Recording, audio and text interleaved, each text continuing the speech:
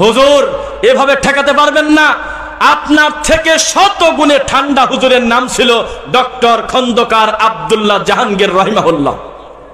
তাকে প্রশ্ন করছে একটা লোক, যেই মসজিদে সবাই আস্তে আমিন বলে, একা একা জোরে আমিন বলাটাকে ফিতনা না?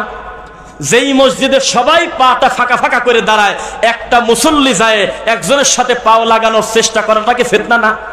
একটা মসজিদে কেউ সূরা ফাতিহা পড়ে না ইমামের পিছনে, একজন লোক গিয়ে পড়া, এটা কি ফিতনা না?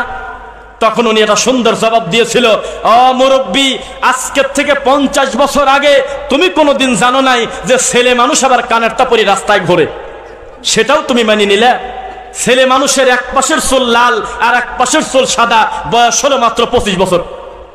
হাফ প্যান্ট পরে 40 বছর 30 বছরের ছেলে 3/4 প্যান্ট পরে, হাফ প্যান্ট পরে পালসার গাড়ি নিয়ে রাস্তাঘাটে ঘুরতেছে, এটাও কি তুমি জানতে আগে? কয় না জানি না। কইলো যে মেয়ে মানুষ কাপড় পরতেছে পোশাক ছেলের মতো, ছেলে পরতেছে মেয়ের মতো, এত বড় বড় পাপ মানি নিছেও আর আমিন মানি নিবে না?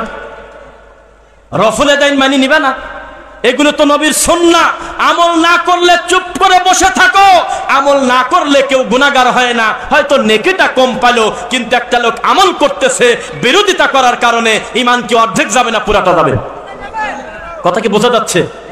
আমাদের ভিতরে বহু আমলের ত্রুটি আছে, আমরা মানুষ, কিন্তু নবীর সুন্নাহ দেখলে আমাদের বিরুদ্ধে গেলে এই কথা অন্তত আমরা বলতে পারি না, রাখো তো তোমার হাদিস, রাখো তো তোমার সুন্নাহ, আমার বড় হুজুর বোঝে না। এইটা হলো সমাজের আকীদা। আমরা বড় হুজুর দেখে দিন ধর্ম বিচার করি, আল্লাহর তাওহীদ দেখে বিচার করি না। আল্লাহর কাছে আমরা সাহায্য চাই। এত সুন্দর মজলিসটা, যদিও আল্লাহর সিদ্ধান্ত তো আমরা মেনে নিতে বাধ্য, আমরা বারবার বলি, তাই কিনা?